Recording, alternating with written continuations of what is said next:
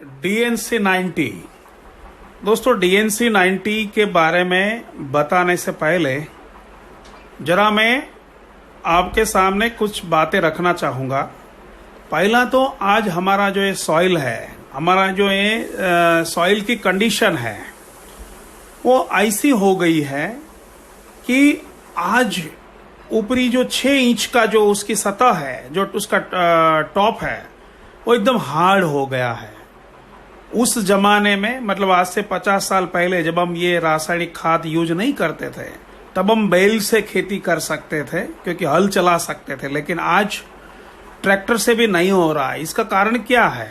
पिछले 30, 40, 50 साल से हमने बेशुमार रासायनिक खाद का उपयोग किया, ज्यादा से ज्यादा फास्फोरस उपयोग किया, अमोनियम सल्फेट डाला, यूरिया डाला, पोटेशियम डाला, ऐसे ऐसे जंतुनाशक मतलब पेस्टिसाइड का छंटकाव स्प्रे कर दिया।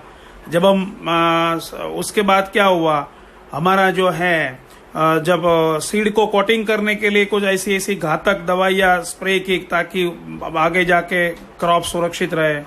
फिर खरपतवार बढ़ती है तो उसको खत्म करने के लिए कुछ दवाइयाँ छिड़काव किया, और फिर इंसेक्टिसाइड। ये सब कर करके हमारा जो सॉइल है वो इसको सत्यानाश कर दिया है।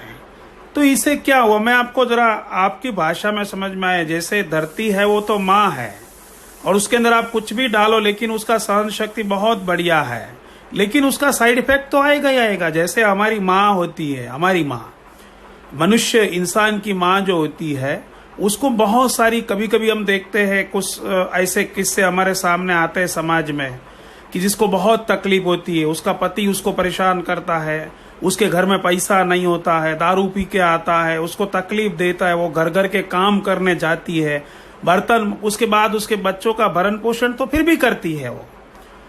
लेकिन होता क्या है, ये सारी तकलीफों के कारण उसके अंदर झुर्रियां आ जाती है, वो 40 साल की उम्र में 80 की दिखने लगती है। वो सारी साइड इफेक्ट उसके चेहरे पे नजर आती है, उसका धुंधलापन, उसको घुटने की तकलीफ हो जाती है, उसको पेट में दर्द हो जाता। वैसा ही हमारा जमीन का हो गया है। धरती को भी हम माँ कहते हैं, इतने सारे चीजें करने के कारण उसका भी साइड इफेक्ट हो गया है।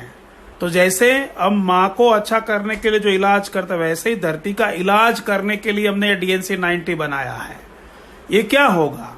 सबसे पहले तो डीएनसी 90 के अंदर है क्या? उसके अंदर यूमिक एसिड है, उसके अंदर नीम है, उसके अंदर कैस्टर है। अब यूमिक एसिड क्या होता है? मान लो कि कोई पहले के जमाने में क्या था, गोबर से हम खेती करते थे गाय के, और गाय का गोबर 2-3 ट्रैक्टर डाल देते थे सॉइल में, तो उसमें से यूमिक एसिड बन जाता था।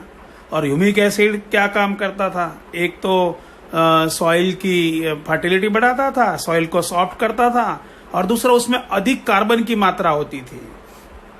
तो हमने क्या सोचा कि आज के जमाने में तो इतना गाय का गोबर अवेलेबल नहीं है, लेकिन दोस्तों आप जानते हैं कि करोड़ों साल पहले जब ये पृथ्वी बनी तो पूरा जंगल ही जंगल था हर जगह पे।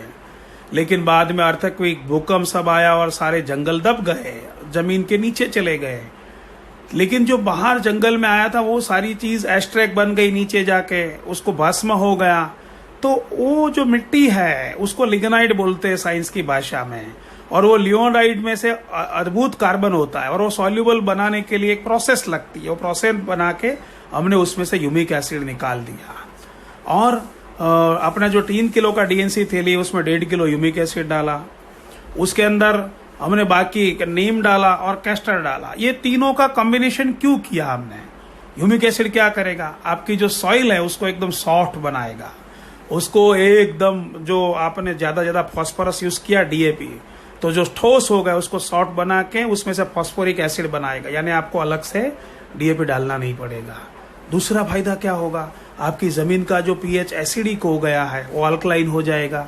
दूसरा, आपकी सॉइल का वाटर होल्डिंग कैपेसिटी बढ़ जाएगा, और आपकी जो इंसेक्टिसाइड और पेस्टिसाइड का यूज करके, और सारे कीटक जो जमीन में आए हैं, वो कीटक का क्या होता है, बाद में वो डेवलप भी होता है जैसे जैसे उसको पानी मिलता है, खाद मिलता है, तो कीटक डेवलप ही नहीं होने देगा, क्योंकि हम नीम डाल दिया। नीम तो हम सब लोग जानते हैं, हम तो भारत वाले हैं।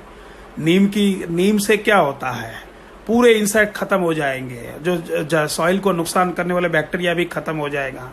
दूसरा, हमने कैस्टर डाला। कैस्टर क्या होता है? कैस्टर सॉइल से ही निकला है, धरती से निकला हुआ एक फसल है। कैस्टर में 48 से ज्यादा प्रतिशत नाइट्रोजन पाया जाता है, साइंस ने प्रूव किया है। नाइट्रोजन क्या है? यूरिया है। तो हमने फास्फोरस में कुछ ऐसी शक्ति भी है, जैसे पोटेशियम भी है, उसमें फास्फोरस भी है, नाइट्रोजन, ये सारी चीज उसमें सॉल्युबल बना के डाला। और ये सारी चीजों मिला के आप कोई भी सॉइल में डालेंगे तो 3 किलो 1 एकड़ में डालना पड़ता है डीएनसी को। फायदा क्या होगा? आपकी 1 एकड़ जमीन एकदम फर्टाइल हो जाएगी, सॉफ्ट हो जाएगी, वाटर होल्डिंग कैपेसिटी उसकी अच्छी हो जाएगी, उसके अंदर केचुए की संख्या बढ़ जाएगी, उसके अंदर रूट अच्छा नीचे तक डेवलप करने जाएंगे, सारे माइक्रोन्यूट्रिएंट रूट तक पहुंचेंगे, फसल अच्छी बनेगी। और ये डालने के तुरंत बाद पानी देना चाहिए, या तो जब भी पानी डालेंगे तभी ये काम करे। ये वाटर सॉल्युबल नहीं है, इसके लिए इसको कभी ड्रिप में नहीं डालना चाहिए, पंप में नहीं। लेकिन एक बार अगर आप डीएनसी डालते हैं ना, तो आपको 1 महीना 2 महीने में पूरा अंतर समझ में आ जाता है, दूसरी फसल जिसमें नहीं डाला है और इसमें है।